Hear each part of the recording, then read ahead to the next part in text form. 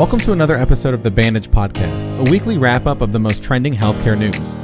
Each week, join me and my co-host Alex Ross as we'll discuss the latest in healthcare, health IT, and compliance. In this week's episode, we discuss a recall on specific face masks, a program for safe sleeping, and a crystal material found in food.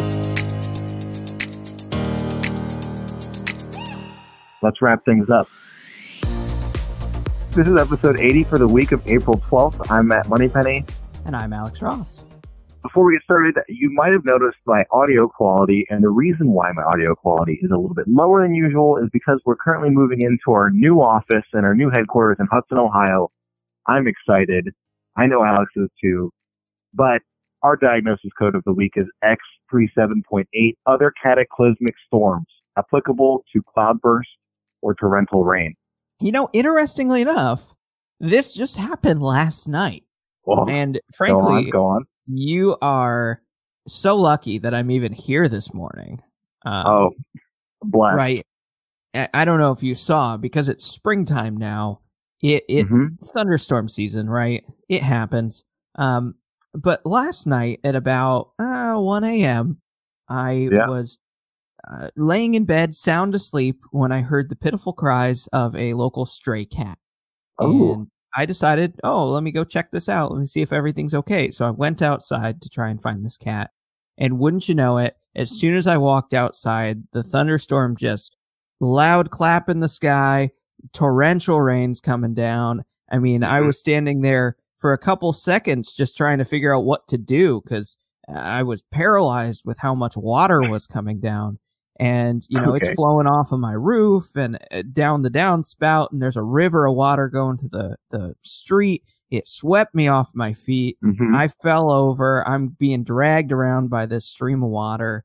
Luckily, I escaped, and I'm okay, but I did have to go get treated for some minor lacerations and some bumps and bruises, and this is the code they used. You could say that you were swept away from a storm, Yeah, that's exactly what happened. That's a good way to describe it, in fact. Did you find yourself in a location that had a lot of miniature individuals and witches and a yellow brick road? No, there was not a tornado. Oh. Yeah, there was a brick road, and it was like sort of tan, but it really just looked like a faded red. The city was made out of plastic. It was still green, but it was plastic. Oh. Yeah, it's the Wizard of Foz, the off-brand. Yeah. The off-brand. Everyone knows about the Wizard of Foz. Yeah. I don't know why, though. They kept calling me Dorky.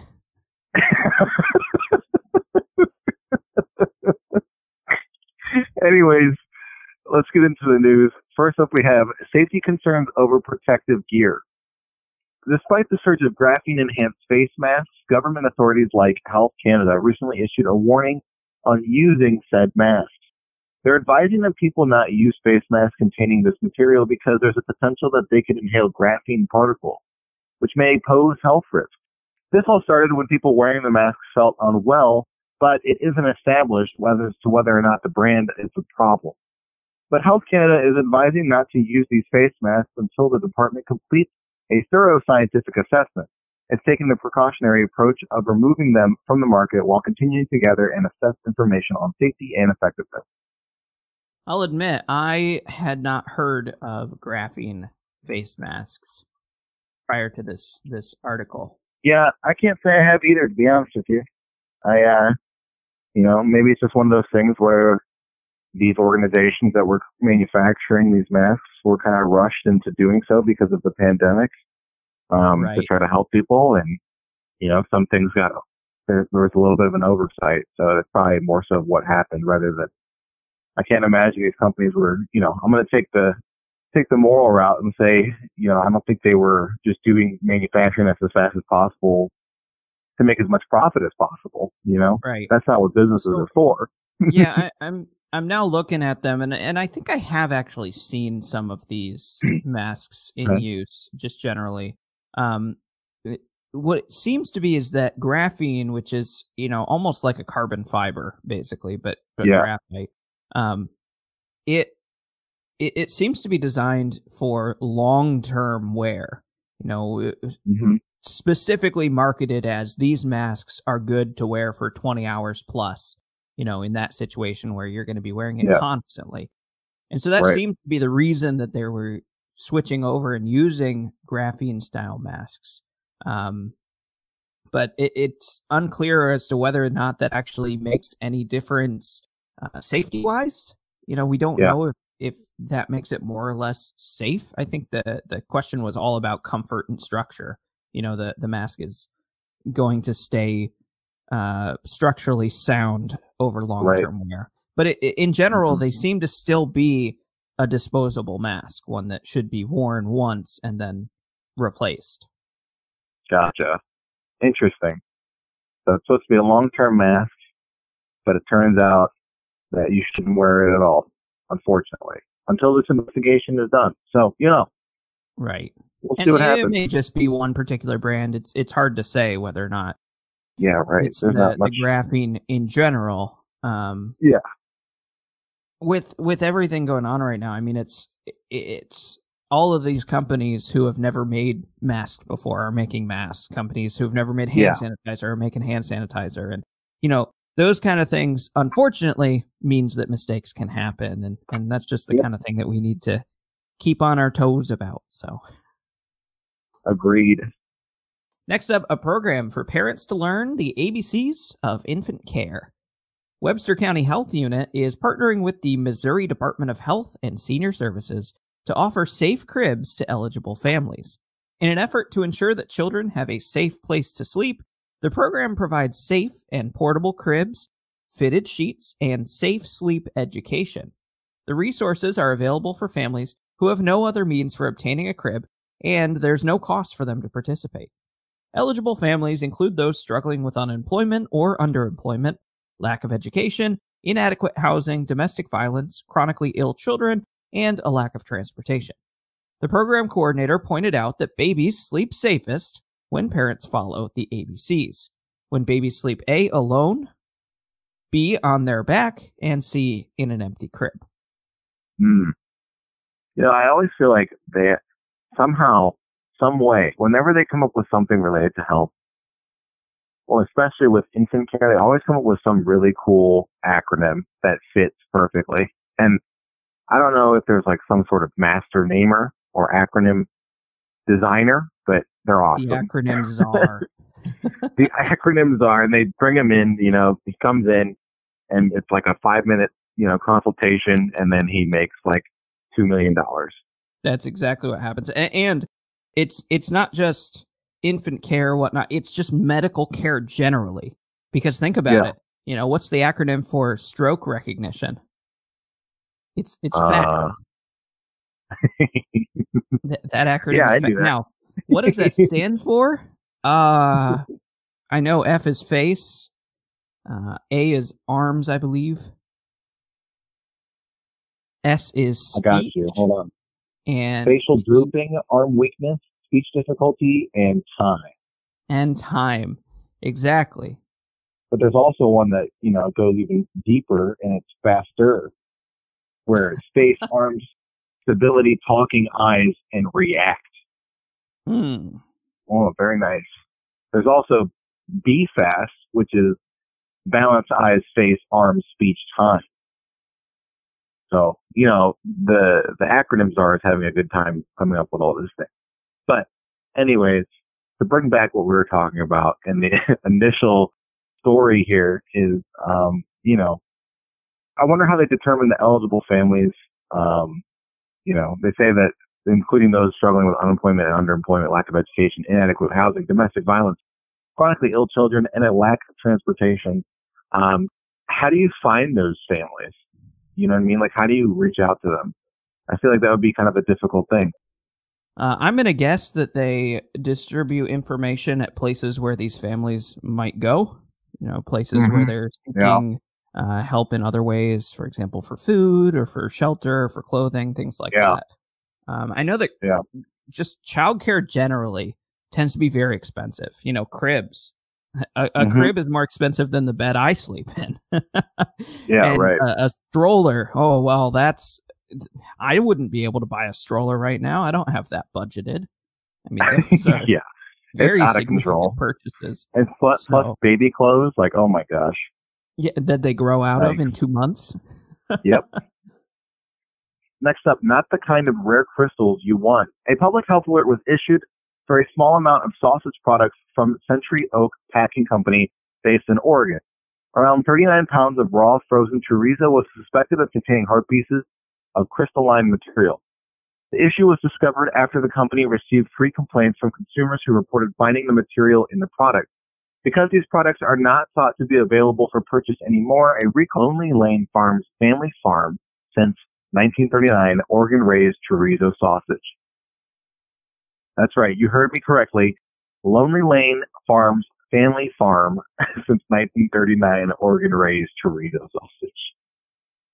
Okay, before we get to the subject matter at hand, I just have to comment on the name of the farm. Lonely Lane Farms, really? Is it just like one old man runs the whole thing? And his name's Lane? Usually when you look at farm names, it's something like Pleasant Valley, Comforting Field, the Smooth Jimmy River. Dean. Yeah. Right. Right, but it tends to conjure these ideas of like fun and inviting natural features and happiness and warmth. And this is like Lonely Lane. Ain't nobody out here. Ain't nobody here but me, Mr. Lane. Anyways, I couldn't imagine biting into a sausage or any food for that matter and feeling like rock material in your teeth. That would hurt so bad.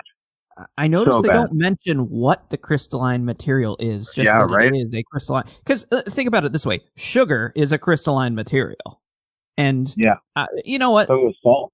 I would feel weird about biting into a sweet sausage, but at the same time, like that would be safe, right? That wouldn't be a recall. But also, you know, other crystalline materials are metal, glass, silicon, ceramic, silicon dioxide, gold, graphene, quartz, diamond. Could you imagine if it was gold and they just make like it's like a mystery sausage?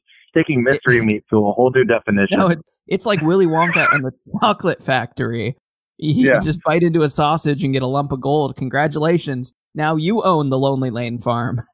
Yeah, right. Please come to our farm. Please. I also want to point out that this article was featured on meatpoultry.com, and that's just the most glorious website. What a cool name for a website. Actually, though, that's sweet. Meat Poultry. And with that, let's get into our next segment. BREACH, Breach Patrol. It's a breach! All of the latest cybersecurity breaches. Welcome to Breach Patrol. We talk about the latest and biggest and most recent breaches all across the world. First up, we have nothing to gain with NetGain breach. The advertising agency Wyden and Kennedy informed its employees that their data might have been compromised in a vendor ransomware attack last November. W&K uses the accounting firm Perkins & Company, which stores data on another vendor's servers. NetGain is the vendor that suffered the attack. None of these companies know for sure if employee data was compromised. Perkins & Company reported the breach to state officials on March 11th, and it said the breach was discovered on December 3rd. W&K confirmed that the agency had been notified of the breach. So ransomware doesn't, we always talk about ransomware and it's usually healthcare companies or government entities. In this case, it's an advertising firm, which is really unique. This story highlights two things that we pretty much hit on constantly. The first one is that the interconnectedness of business nowadays means that it's not enough to just do due diligence for your own company. You also have to do due diligence for the vendors you work with, right? Right. It's not enough to keep yourself safe.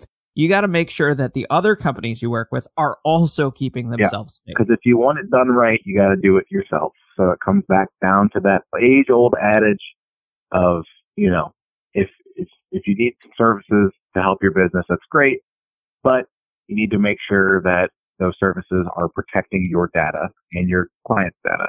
Because you want to trust that your vendor that you're paying is going to help you out and do their best, but you never really know what their processes are internally and what they are 100%. And the other thing that this story highlights is that the breach was discovered December 3rd, but it was not actually reported until March 11th. So, that gives you a pretty big gap of time there. What was going on for 3 months? They had to figure out what was going on, who was affected, what's the story, guys? What are we getting? How do they tell the public? Probably what it is, remediation. Right. Next up, it pays to be late. The Dutch Data Protection Authority has imposed a fine of over £400,000 on Booking.com for reporting a security incident so late. The breach occurred in 2018, affecting the personal data of over 4,000 customers. Around 300 customers had their financial data and details compromised. Booking.com discovered the breach on January 13, 2019, but it reported the breach 22 days later instead of the legally mandated 72 hours. One IT security company says that the fine seems severe since data of only 300 people was compromised out of 4,000 affected victims. So here's the other side of the story. In U.S. companies, we wait 3 months to report our breaches. But in Denmark, we have data protection that requires a report within 72 hours. Though I will say, the fine is kind of crazy. It looks like they fined, based on the numbers, they had 4,000 potential breaches that they didn't report. And so they charged them £1,000 per or £100 per breach, which total up to £400,000. When you break down the math, it doesn't seem that bad, right? £100 per customer, right? That's like, okay, so I'm a customer and my financial details are worth £100 in the eyes of the Dutch Data Protection Authority. But, once it's over 400 or 4,000 customers, that's a lot of money. It is. Yeah. That's definitely significant. Comparatively, this is a pretty small breach. 4,000 people, while still a lot, is, it's not 20,000 that we see sometimes. Right. Or, 500,000 that we see from bigger companies. So, that fine could get insane. Oh, yeah, it could compound pretty quick. And I think, if there's one way to ensure that the organizations that do business in your country does their due diligence, is to make fines like this where not even that big of a breach and, arguably, and fine them a ton. So it definitely sets a precedent. Right. We got to make an example out of them so that nobody's ever late again. Right. Exactly. And finally, facing user mistrust over a recent data leak. Personal details of over 553 million Facebook users have been published on a website for hackers, according to multiple reports. The details appeared on April 3rd and are available in 106 different country-based packages, including 32 million records on users in the US. Facebook said that the data was from a 2019 breach of its servers and that it had since plugged the security hole. In a tweet, a cyber researcher said that Facebook CEO Mark Zuckerberg was among the millions of users who had their data posted on the forum. There isn't much that the social network can do beyond warn people to watch out for phishing scams. Concerned users are encouraged to check if their email address has been leaked in data breaches using websites like Have I Been Pwned. Yeah, so we just talked about a smaller breach with a huge fine, and now this is a huge breach. Right, with no fine yet. 553 million times $100. Yeah, right. That's insane. That's like some countries' GDPR. Right, that's $55 billion if they didn't report. And obviously they didn't report because, it's coming out later that this has happened once the leaked data started showing up. So, if they were a Dutch company, they could be facing a $55 billion fine. That's crazy. Yeah, that is insane for sure. I almost feel a sense of justice that the CEO himself was included among the data that was leaked, right?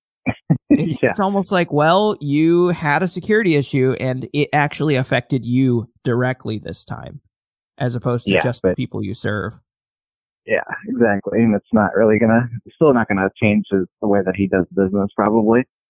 But it is it's like kind of karma. Yeah, I am kind of concerned, though, that this wasn't reported. Like, they obviously knew about it because they said that they plugged the security hole of the 2019 breach.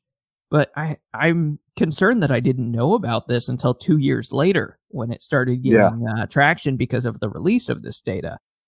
That's a big concern when we're talking about social medias that, there's tons of them and they all have my data. Yep, and all the websites that do advertisements send their data on the website to the social media, which makes things even more scary from a privacy perspective. Right.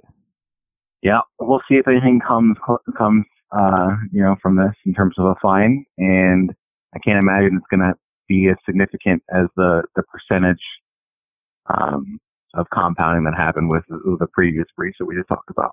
Right. And that's it for this week's wrap-up of your weekly healthcare news. I'm Alex Ross. And I'm Matt Moneypenny. And we will see you next week. Thank you for joining us for this week's episode of The Bandage. This week's episode was written and produced by eTactics. eTactics is a leading revenue cycle solutions organization committed to providing innovative, web-based solutions that improve our clients' cash management and customer relationships. Thanks, and we'll see you next week.